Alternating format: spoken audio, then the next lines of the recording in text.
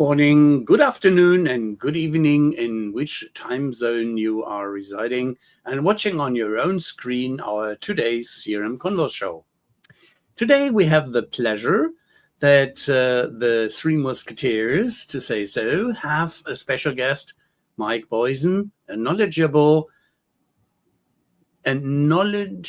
and expert and practitioner. So that was the curve I wanted to take, because the practical part is the real beef, such as how to make things work.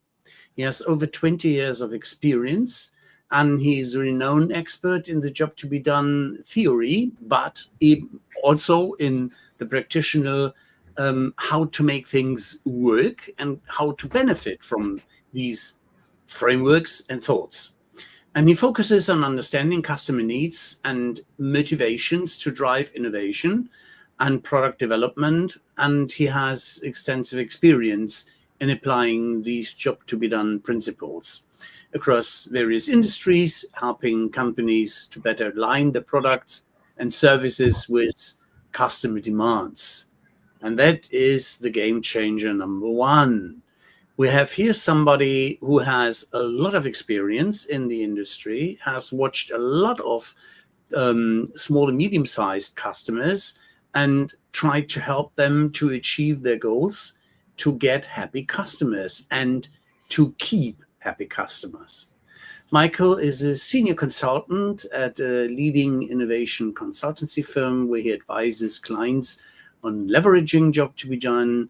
He has been with EY, he has been with Strategen, and it is very interesting to see that he has worked closely to one of the fathers of the job to be done framework, to say so.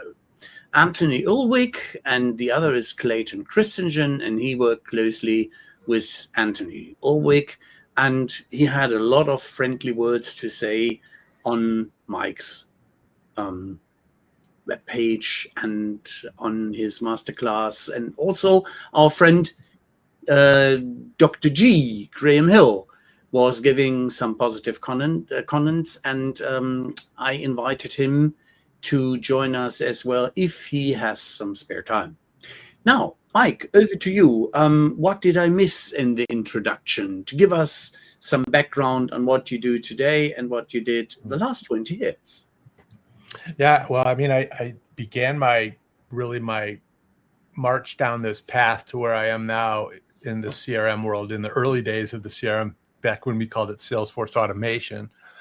And one of the things that hit me really hard at first was back then, all the PC magazines that we used to subscribe to, the paper ones like PC Magazine, PC Computing, at least every other month there was a headline. It's like, why do CRM projects fail so, at such a high rate? A lot of IT projects fail at a high rate. A lot of products fail at a high rate. But I was, in that CRM space, and that hit me really hard. And so at some point I was writing a technical blog, and Bob Thompson from Customer Think reached out and asked me if I would write on his blog.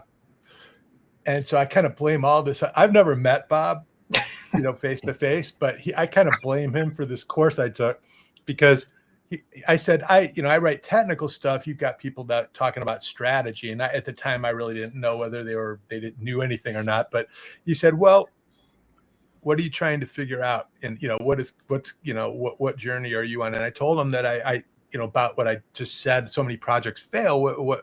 Why is that? And I think Michael Krigsman had a blog on that too, IT project failures at one point. So I went on that journey and I started writing about that. And it just kind of led me to constantly ask myself to look forward. So I ended up, Graham Hill introduced me to the outcome-driven innovation about 15 years ago. And I read a couple of books, Tony's book. I read Lance Betancourt's book, Service Innovation. He worked at Strategen and wrote a great book on the service side of things. And I just got hooked at that point. I know this is it. This is the path forward. The question was, how do we actually move forward and get more people thinking about it and doing it, and how do I apply it? Because those books were all written in terms of pure innovation, business model innovation, product innovation. And I've, subsequently done some work in applying it, and I can show you some things later, to applying it more in the journey side of things, or the service side of things, or the consumer experience side of things. So it's a methodology that works really all together to build the customer experience. It's not just like a purchase journey. That's not the customer experience. So I just kept marching forward and got to work at Strategen and learned a lot more there. I did some work with this at T-Mobile, and now I'm independent. I wouldn't say I'm a leading consulting firm, but I what I'm trying to do is I'm not trying to deliver innovation projects to Fortune 50 companies. At my belief, and maybe some other time we can go into this, my views on consulting and how this impacts consulting, but in general. But I think that we need to define the market differently than just people who want consulting projects, because there's only so many companies that can afford, that type of an investment. We need to. Why are they hiring these consultants? You got to ask the why. You got to drill down. And ultimately, I think I like to say this. This is kind of aspirational, but they're competing for growth, right? Everybody is. Everyone in every company out there, and even nonprofits, I think, want to grow something. They're trying to grow, awareness or something. So how do we deliver those outcomes to smaller businesses that can't afford a $500,000 project? And so that's really when for those that know me, they know that I've embraced artificial intelligence for a good portion of the work that I do in the jobs to be done space. And it's worth explaining what that is in a little bit more depth, so you understand that I'm not asking AI for its opinion on things. I use it for a very specific purpose. But because I've been able to do that and dramatically reduce the that was probably Graham. Right? You are. He is, in a way, commenting on that. Not size is what matters, but experience and the empathy and being emotionally involved and having the heart at the right space and area to make things happen and get the job done. Right. So I'm trying to get the job done. I'm trying to help more companies get the job done of, competing for growth, regardless of how big they are. They could be a startup or some early stage company. They could be a mid-market company. And the question is, how can we do that? Well, the first thing we can do is we can reduce the cost of the type of research that we've traditionally delivered, through a consulting engagement, it's time consuming. It's laborious. It is expensive. I mean, and it's worth a lot. It's worth a lot. The thing is that once you find ways to reduce the time and the cost, you can still have a decent margin in there as a business, because you can do it at scale. So that's what I'm working on. There's more parts of the process that need to be developed to scale appropriately, and I'm working with some partners to do as best we can today. But when we get into that quantitative side, I've got some ideas that are going to require a little bit more time and investment to develop. But I see the possibility there. So hopefully at some point we can get to where I've often described CRM systems of the future as an appliance that you just swipe a credit card and say, I want 10,000 customers. How much will that be? And the same with research. So, we're not, that's pie in the sky thinking, but I mean, that it's fun to use that as a target. We'd have to get the job done completely differently for that to happen. Just like we listen to music completely differently today than we did 40 years ago. Absolutely. And so that's the That's the analogy I always like to use, because every one of us kind of understands that. I think maybe some of the younger generations don't understand just how much of a challenge it was to listen to music in our bedroom, listen to music at the beach, on the go. You got a component stereo system here and a boom box there, and we didn't always have. We had a transistor radio for our portable music. We had a ghetto blaster in our times. Yeah. So we could spend all day on that one. Yeah, or 8-track, what you had in the United States. Oh, 8-track. Honest, it is, as you already thought of, Dr. G, who made some not only praise but placed also a question, and I agree to Thomas that it could be a nice one, and Thomas will go for it, I hope. My God, have you become the big delegator here? No. So we started with that big failure rate. And the interesting thing is this didn't change since forever, basically. The question that could come around this is, how does job to be done thinking help to improve this failure rate and make it probably an 80% success rate? Yeah. Well, I think we first kind of need to understand that when we're looking at a problem, okay, how do we grow? How do we grow our business, for example? We'll just keep it generic. Do we add more features? or which features do we add? And we're tending to add cost and complexity, and or we're not adding the right things. In jobs to be done, what we like to do is we set the solution aside and try to understand, what are they trying to accomplish when they use a turntable. Okay, ultimately they're trying to listen to music. So let's study listening to music and all the parts of the value chain, or whatever you want to call it. What's that? Unless you're a DJ, by the way. Well, I think DJs are probably keeping the turntable market going. But if you look at the why is it that you get to the root cause, the root why, you start to see that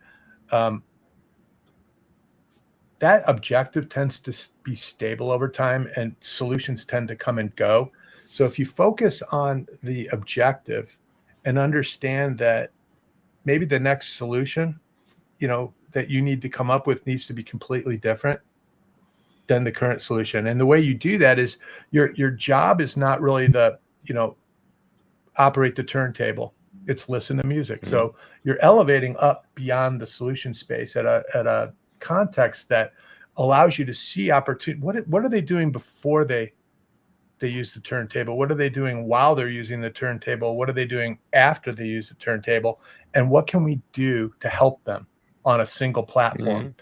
So what you saw over time was that people migrated to like Sony Walkmans, right? Where you had a CD. So you still had media, you still had to go out and buy it. It was physical media, but you had the whole kind of device all together in one package, and you could put earplugs in and go listen to it on the go or wherever you wanted to.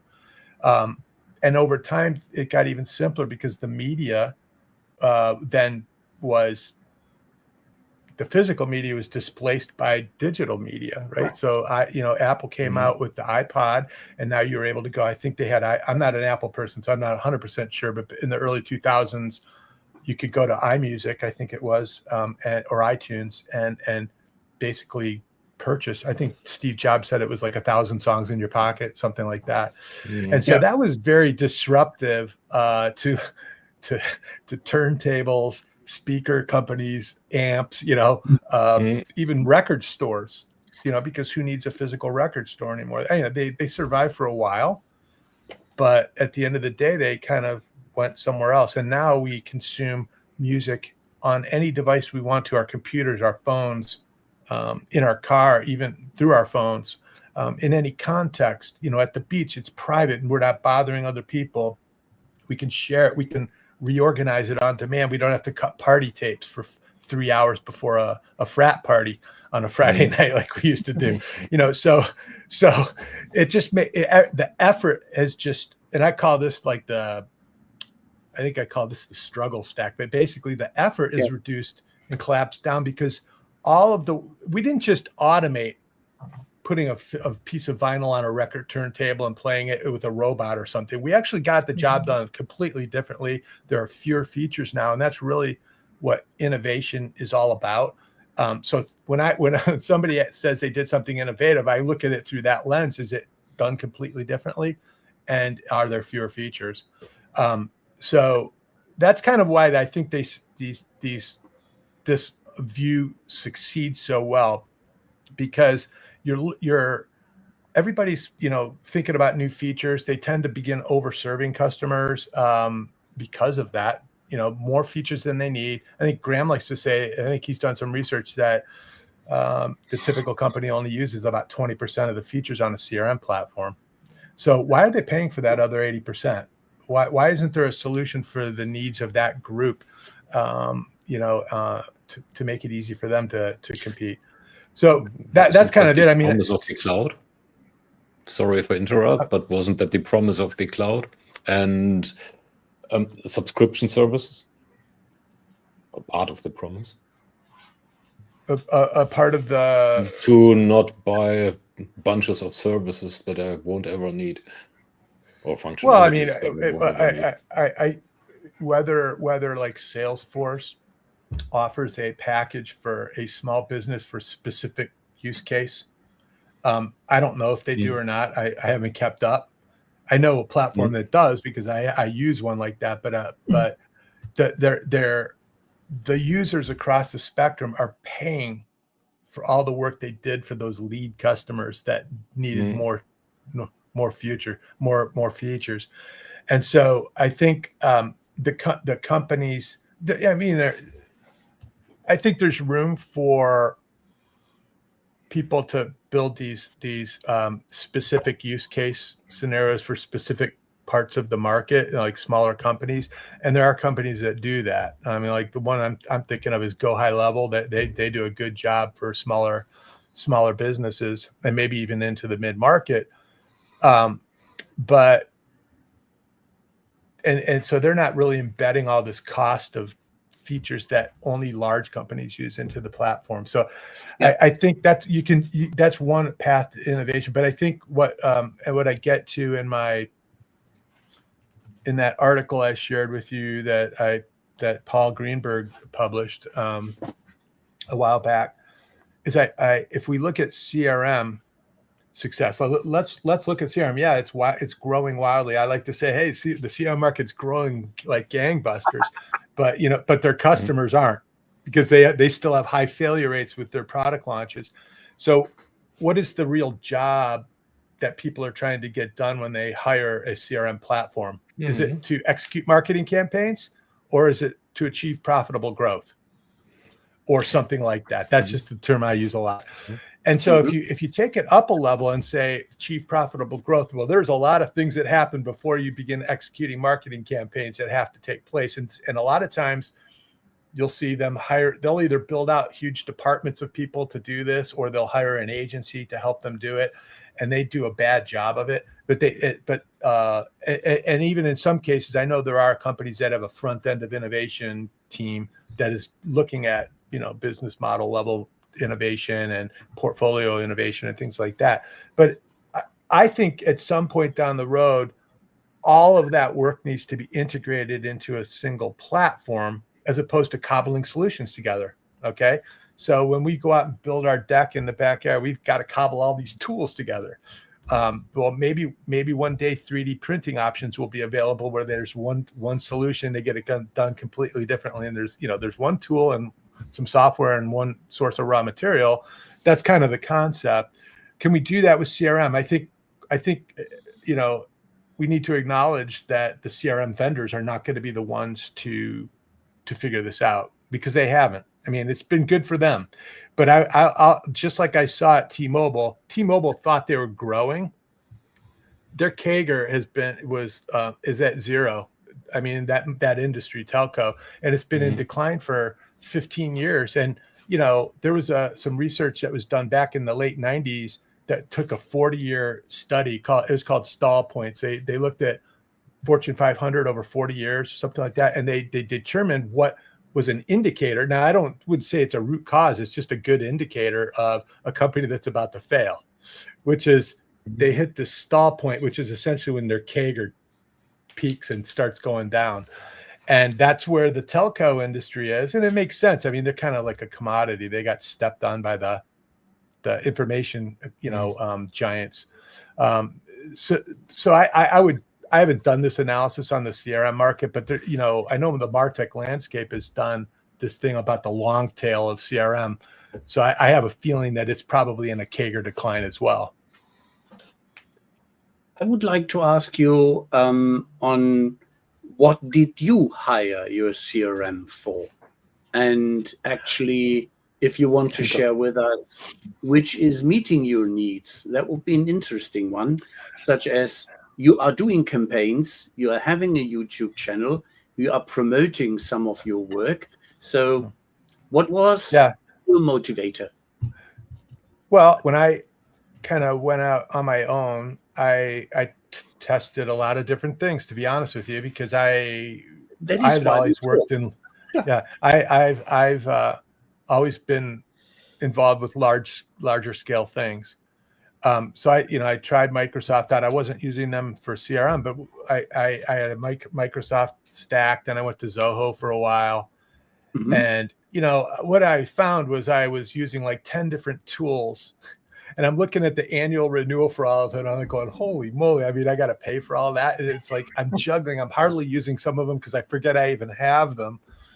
And what I really wanted was an integrated solution that fit my specific use cases and could grow with me. So I just switched again recently, and I'm managing Facebook. I'm managing, I haven't set everything up yet, 100%.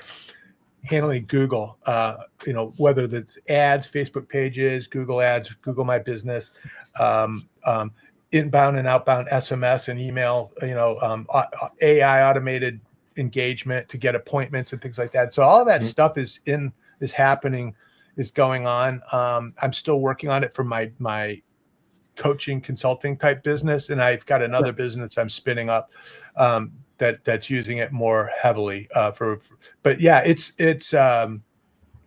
designed to start you out with basic things. It's like, if a plumber is under the sink and can't answer the phone, what happens? What's the person on the other end of the phone going to do? They're going to go to the next person in the list. Well, if that plumber's got a system that has a callback or a text back feature that says, hey, I'm sorry I missed your call, what can I do for you? They get kind of disrupted, kind of like advertising does in feeds, which is why you see bizarre looking imagery and stuff in your Facebook feeds. But it kind of interrupts that and gives you a shot at keeping that customer engaged so you can get them on the phone. So things like that a small business would need, I think are more specific, use cases that people could focus on. And I like that kind of focus, but it's a completely integrated system. So your websites, your funnels, everything is basically managed inside one system. So it's all tightly integrated. All the workflow, the modeling that you do is it just all works together. It's really kind of cool. And as somebody who's spent a lot of years using like workflow automation tools and ETL tools, I can appreciate the simplicity of it, because I've done some fairly complex stuff, and it, it's why I've lost all my hair. I pulled it all out, but where I had. But so that's, I mean, I've got another business I'm spinning up. I don't want to get into it right now, but I'm going to use this heavily, this platform, because I'm trying to focus on the lower end of the market, not necessarily startups, because they don't have any money really, but I'd like to be able to offer some services to mid-market companies that need this type of information that the jobs to be done research can offer. Whether I do it for them, I prefer not to do it for them. I prefer to teach them how to do it, to be honest with you. I'm not scalable. They are getting. So I want them to learn how to do it, because that's super important. And I tell people, I warn people a lot. It's like, learning how to do this stuff isn't as important as you think it is, because I've already taken about half of it and obfuscated it. So what happens when the other half is obfuscated? I think you should be focusing your efforts further up down the value chain, delivering based on those insights, because this is it's not going to be a consulting intervention. I mean, I'm sure there are companies that will pay for that for a while, but there's already, just in general, so much downward pressure on consulting prices. It's, everybody's competing on who's got the prettier deck. Because there's no real distinction between them. So I it's like that to me is, and I've seen that for years now. So that's a signal that it's time to innovate and move on to the next portion of the value chain. One has to sell benefits as differentiators, and benefits not to my pocket, like some of the vendors, but of the larger companies, but to the customers and their customers. That's my credo. Right. Yeah, that is what I'm absolutely standing up each morning for, to earn a decent buck, like in the Muppets, sell, but to do it with some more sense. And welcome to the club. You are just pushing the question in a competitive environment. How do you smartly differentiate with more of knowledge and better services? Yeah.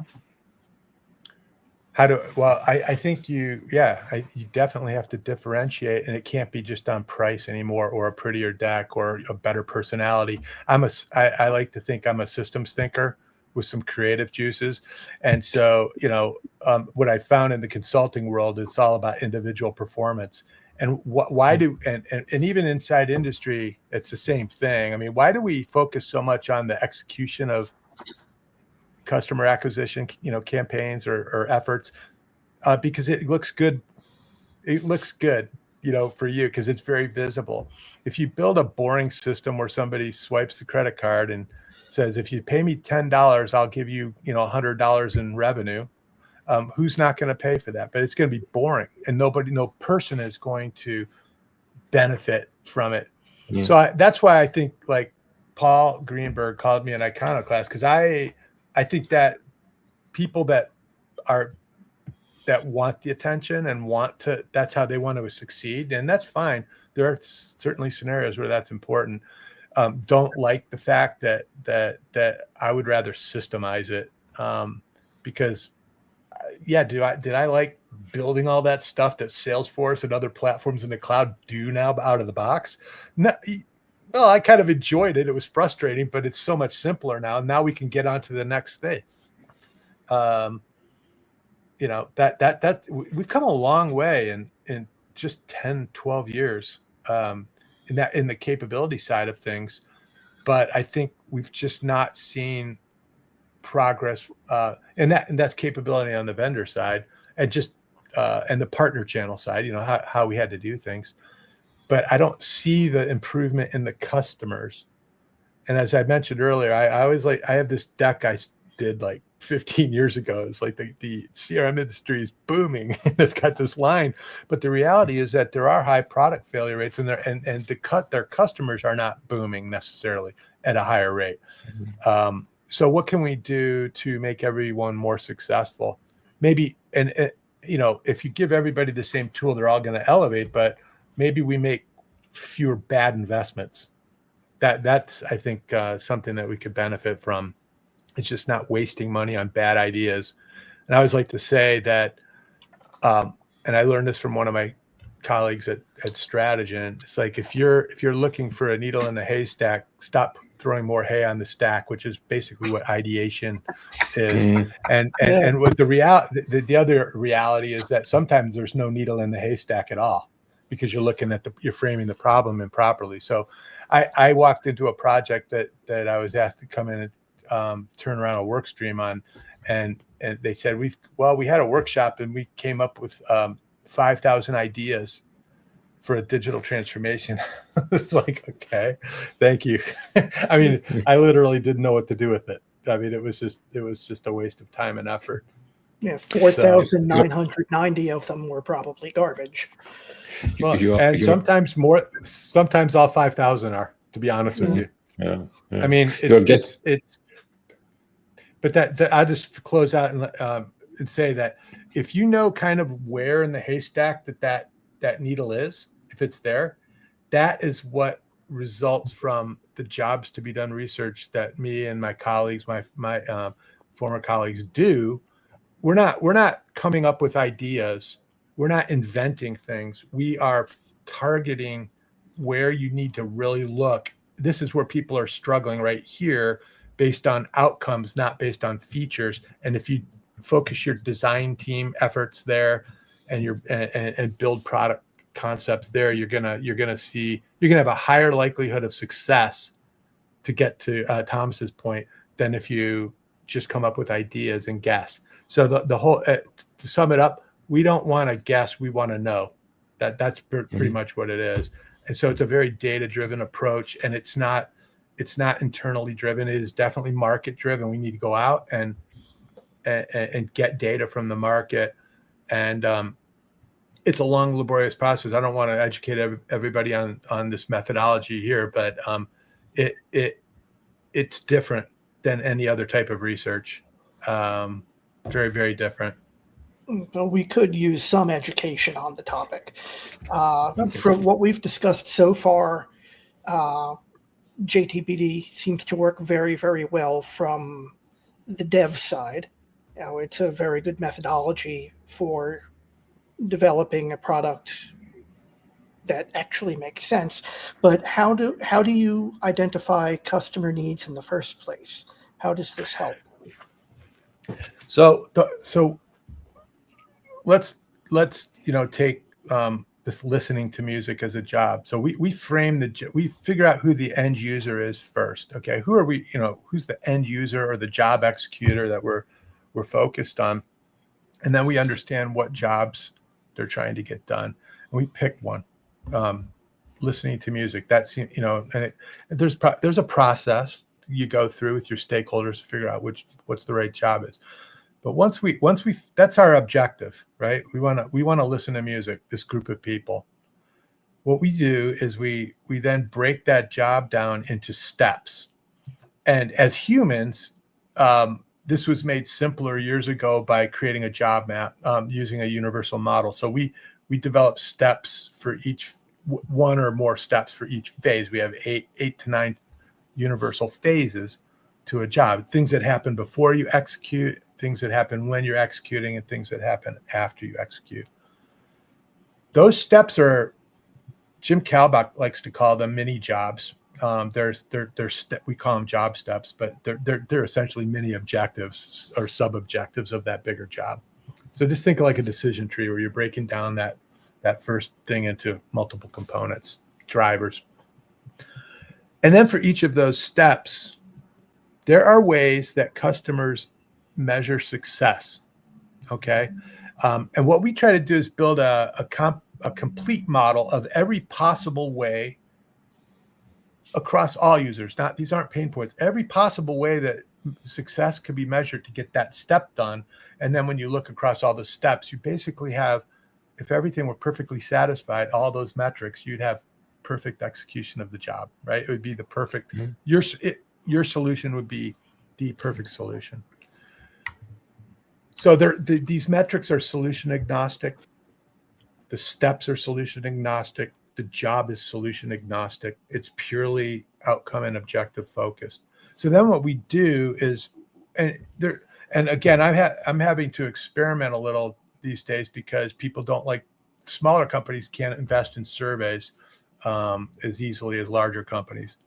But we, traditionally we'll do surveys, and we'll build a model that's based on that job map and those metrics. But we also capture other things, dimensional data like situational factors, because not everybody's going to rate those metrics the same way, right? So when we start doing statistical analysis on that core set of metrics, we want to know when they start grouping together in different clumps, what out other than those metrics is driving that clumping, that grouping. So situational factors, if you're a painter, painting a room, one of the situational factors might be what was the humidity level the last time you painted a room, or in general. And if you're talking to somebody in the Southwestern United States where it's dry, it's going to be a different driver than if you're in, like the Southeast, maybe, where it's more humid sometimes. So, because that will impact how long it takes to dry the paint, which means that'll impact how long it takes to get the project done, which, so these are all kind of correlations that and it could be more than one of those factors. Those contexts, emotional factors, I know you guys had that in there, emotional and social jobs we track. So we do that differently than I think other qualitative researchers who tend to focus more on the emotional stuff. We're purely functional. And when we look at the functional job, we ask, how do you want to feel when you're getting that job done? How do you want to avoid feeling when you're trying to get that job done? Or how do you want to be perceived while you're doing that job? Or how do you want to avoid being perceived? If you start with an emotion, there's an infinite number of solutions. But if you put those emotions and social aspects in context of that functional job, they make more sense. And those aren't product driven. Those aren't product driving or feature driving things. Those are more marketing things. They're very helpful and beneficial to marketers to help, wrap some of that functional stuff in a pretty package. But I can imagine if you're studying, and I haven't really studied an experience job. Well, I've got stories about that, but people, I think you could integrate the emotional aspect into like a designing Disney, like a Disney attraction, because you are trying to get more friction and emotion in those for your children, maybe, rather than the services that support them. So there's, there are always going to be exceptions to the rules that I kind of state. And some jobs, we don't like to study at all, although I got caught up in one, like perfume or or food, things like that, because it's very difficult to, you can't really, it's hard to study that from very a functional. Subjective. Yeah. So, Thomas. A short while ago, you said something or to the likes that smaller companies can't afford surveys. Now we've got technology, so nowadays we have the ability to create synthetic data. So what's your take on that? All right. Yeah, that's a good one, because Stratogen's approach and ODI, what I learned, and the approach I still use, I have modified it somewhat to simplify it, but they are long surveys. Okay, there's just no getting around it. I mean, when I was at Stratogen, they could be 40 to 50 minutes sometimes. So you have to pay people to take them, and you have to monitor them closely. Even when it's a 20 to 25 minute long survey, it's a lot. It's a lot to ask of somebody when you're paying them $25, So one of the things that I first thought of, I've heard of the synthetic respondents, because I already do synthetic data, the qualitative model building I do. The whole model building thing and the whole framework is completely automatic now with some tweaking on the back end. But the quantitative part is the challenge, because there are marketing people that are trying to do this right now. And what they're doing, I've talked to one such company, I've read some other stuff. They're creating fake personas, which they do up front. We never do that up front. We always do our personas on the back end. But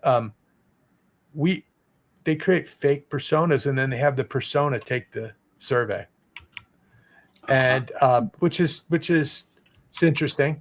The one person I spoke with, I asked him, well, what's the sample size? What's the error rate? What's your confidence level? And he just started laughing. He goes, well, nobody's using this for primary research. So I'm thinking, what's the point then? So have a different take on this, and I actually don't want to describe it here because I'm not sure anybody else is thinking like this. Graham knows what I'm talking about because I've discussed it with him. But there's a different approach. I don't think that's the right approach anymore. I think we need to be able to do this at scale, and we need to be able to roll back in time and roll forward in time to test things, as opposed to trying to do, a whole bunch of surveys with these fake personas. So I think there's a better way. More work needs to be done on it. And if we can do it, I think it won't just change the jobs to be done world. It's going to change a lot of things. I think it'll have a huge impact on marketing research. On that plate, what you just mentioned. And I mean, again, when you think about what we do, we're not asking people for their preference like marketing people do. And the marketing world will ask hypothetical questions of hypothetical customers. If you were to buy this, what would you like? And I did a lot of that. I saw a lot of that at T-Mobile, and my research was fundamentally different than that. And mine was more aligned with the reality they were facing, and the marketing research they were getting was not pointing them in the right direction. But so we're not asking people to do trade-offs and preferences, and so they look at a lot of behavioral stuff. And that we look at just what is it you're trying to accomplish. So it's there's a lot of, and on the back end of that, then you look at all these factors and try to figure out what's driving that response in the current time frame, right? With current solutions. There are ways, I think, to create all of those factor-based scenarios and look at what the impact would be on the core metrics. And instead of having a job map with 10 steps and 100 metrics, we could have a job map with 100 steps and 5,000 metrics, because it wouldn't matter at that point. And it would just be something that's going all the time. And you can kind of roll back and look forward at things. To somebody asked me, in your version of this, how would you test it against anything? I said, well, my version we'd be able to roll it back in time and compare it to the needs then that are being expressed versus the products that were developed, and see how successful they were. It would be really easy to do that. So I think that's where, I don't even know if that's AI as much as, I think we have some of those capabilities now, but I think some of the machine learning capabilities take that to the next level. We'll see. Yeah. I know I didn't describe it very well, but I think, again, I always think if we're going to be innovative, we have to get the job done completely differently. So I'm not going to do it the same way and automate a survey with a fake person. Yeah. Let's go back to that. Which brings us to the follow-up that came right away. Marshall? Right.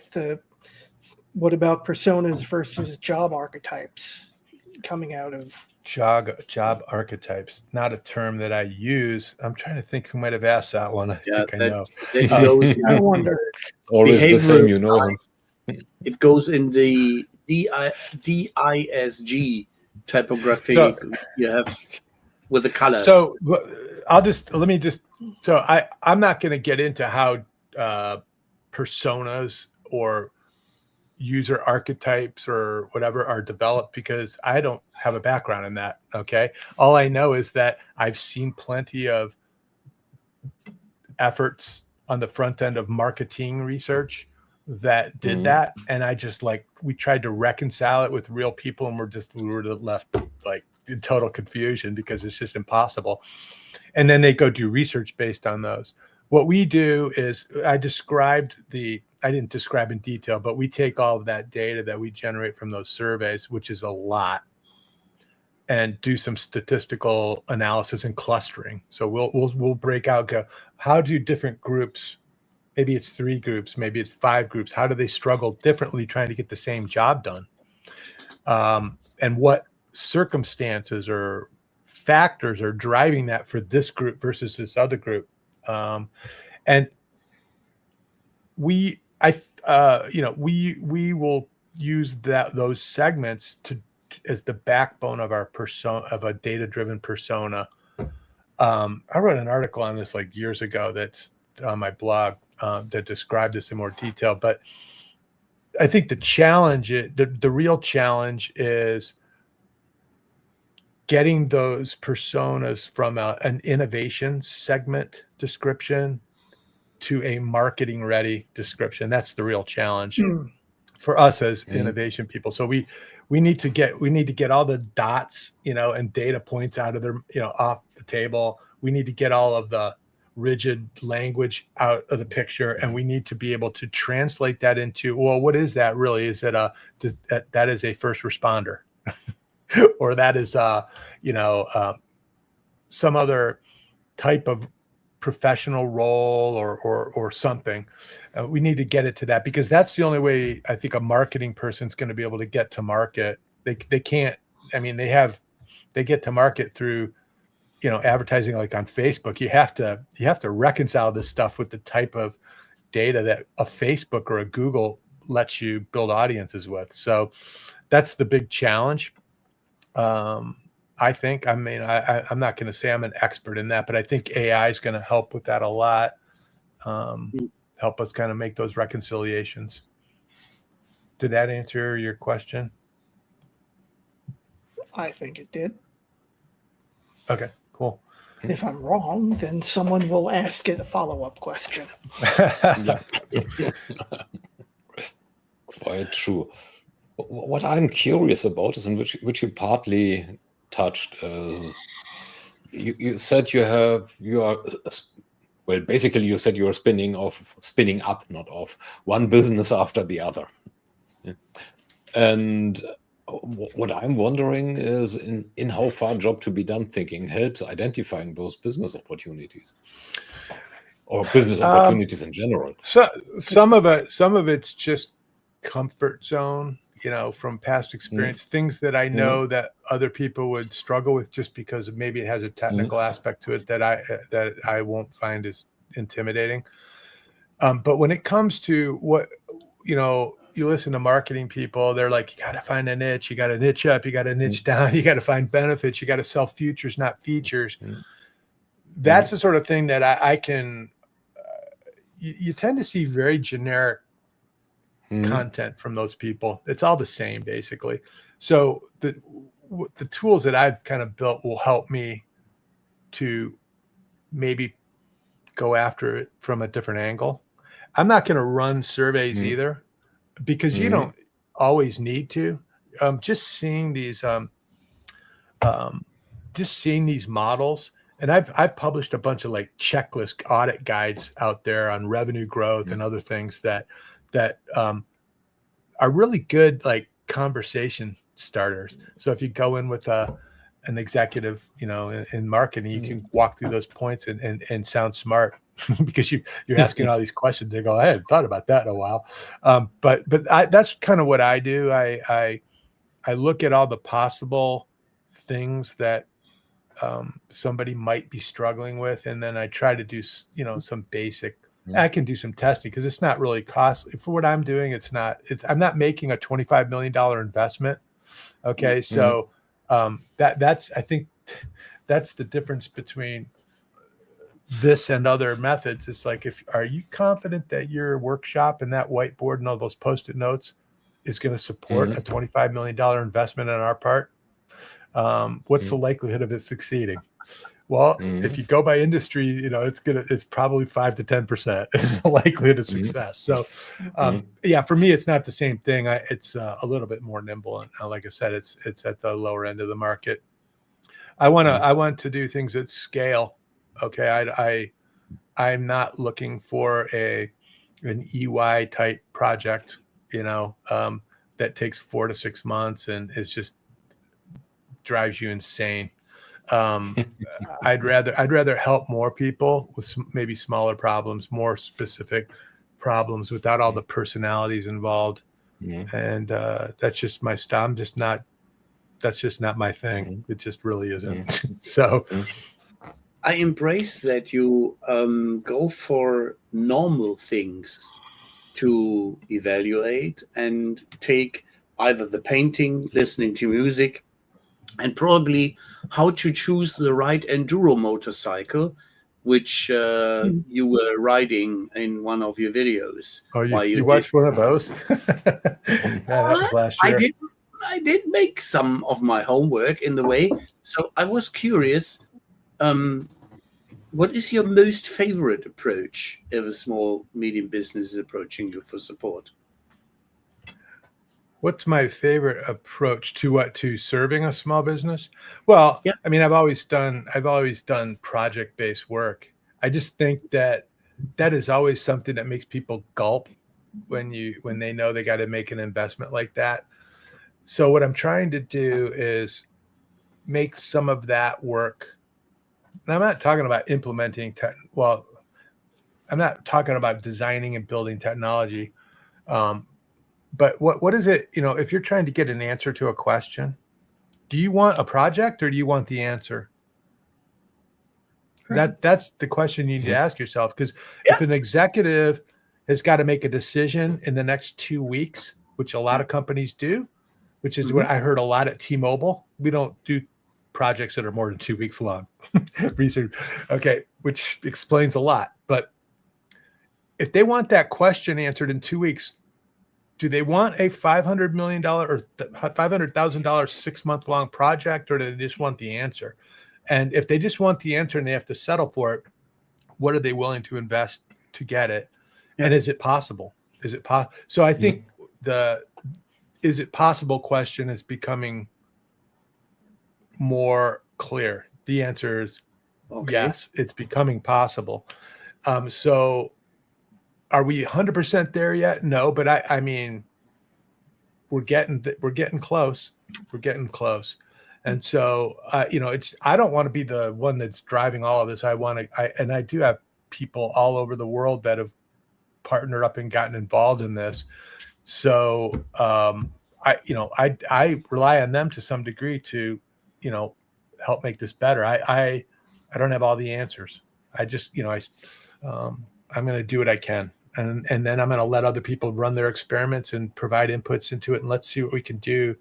And I think everybody in my world, and I wouldn't say my world anymore, because I'm not trying to do exactly what they're doing, but they're all like, I've heard the feedback. It's like the clock's ticking on this. We better get as many of these projects under our belt as we can.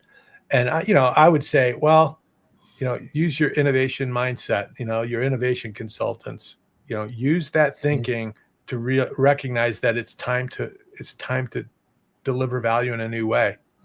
And I get why people don't want to do it. It's painful to change, but it's been, this price pressure thing and this differentiation thing has really been happening long enough now that you have to take it seriously. So that's kind of my hot take on it. I'm glad I was able to provide, provide something into that effort. And, I hope I can provide some more, but my goal is to do less project work and more work that can be scaled. So what that looks like, I'm not 100% sure yet. I'm still working on that, but I mean, that's where I'm kind of focused right now.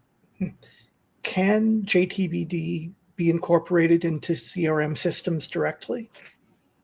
Yeah, so there's two things there. The first question I think I ever asked Tony Alwick when I got him on the phone before I worked for him was, how do you guys tag? Have you ever done any work helping people tag these innovation segments into a CRM system? So when a lead comes in, how do you identify what segment they're in? And his answer was no. And so that was, I put that on myself. It's like, how are we that? So that's one question I thought early on, like it's probably 10 years ago. But the other thing is what I described before. It's, I think if we were to map out a job, why do customers hire CRM systems? Well, they don't hire it to execute marketing campaigns. That's not why their boss paid for it. Okay. So if we take it up a notch and then, okay, we're up a notch now, what has to happen before? I think it's not what can be integrated into a CRM platform. I think it is, how does the platform need to expand to get more of the job done, the real job, not the campaign, the MarTech job, not the content management job, the real job, which is we're trying to drive growth and we want to do it profitably. How do we do that? Well, the CRM system is not going to do that for you. It's a tool somewhere in the chain, and someday that tool might look different or get obfuscated across steps. But we need to add, as I indicated in one of my posts like 4 years ago, I made a kind of fun of the Gartner Magic Quadrant, and I called it the jobs to be done subjective quadrant or something like that. And I was basically making an argument that the planners, which are on the front end, they need to do a better job, but they need to be integrated into these platforms so that they feed into tactical design and execution, and then that feeds into monitoring and feedback. That's not just about product feature feedback, but feedback about how well you understood customer needs, so that you may need to go, maybe there's a change in the competitive landscape and you need to go back and look at your data again, or generate new data, because things do change. Solutions change over time. The model doesn't change, but the way people measure the model will change, if that makes sense. So we need to get this from end to end. It can't just be this piece in the middle where we've just gone like this and added so many features that you don't even know what to do with it. You're trying to move things out of the way so you can use what you need. Do it this way. This is where innovation always organically goes. I don't understand why people don't. I understand why industries and companies go this way, but industries always drive to zero. Okay.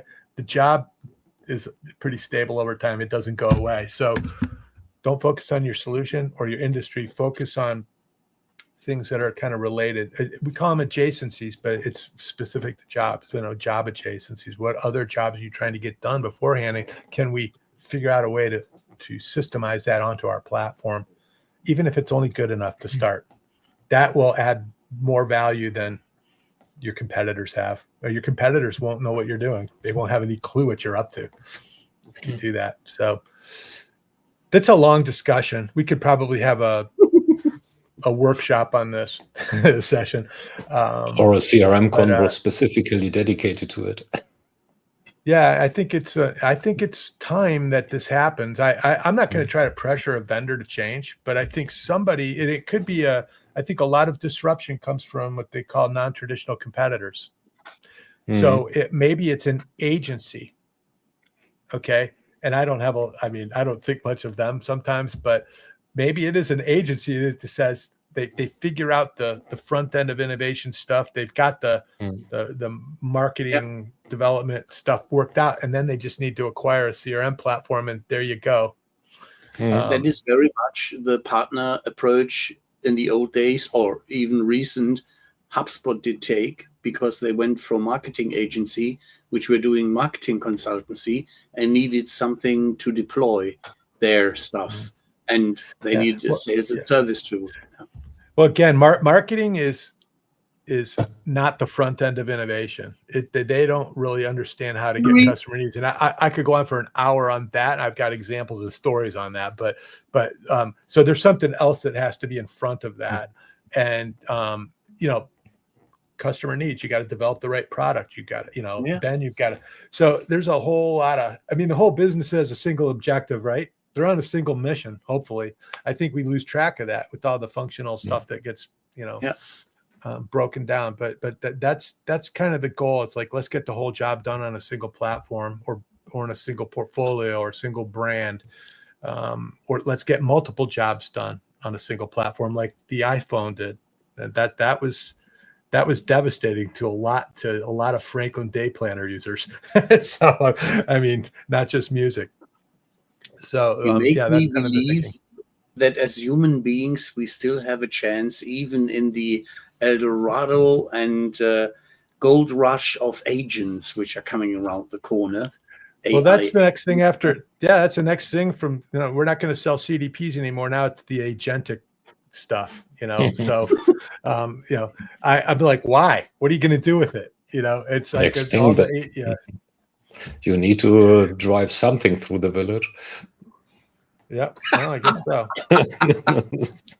Well, as we have come to the top of the hour, it is time to offer you a chance for some famous last words. And I would like to direct you in a contrary direction. When not to use the jobs to be done format? Where are the boundaries? I think I touched on this a little bit. I think it can apply throughout I was going to show this picture, but Strategy developed this kind of pinwheel sunburst chart where you've got CX in the middle, then you got the core functional job and all the steps, and then you got the consumption jobs, all the customer experience stuff.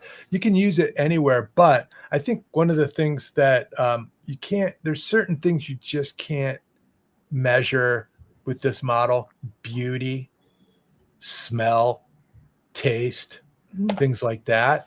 So, and I was involved in a project where we were trying to solve for a beauty issue, and it was so painful to watch. I don't know why we did it, but those are areas. Yeah, I would stay away from the perfume industry, and I mean, you can look at restaurants and things like and how they deliver a service, but when it comes to products specifically, not so much business models, yes, but not the product itself when it comes to your senses. Okay. Well, that brings us to the end of today's CRM Convo. It flew by as usual. This was a breezy one.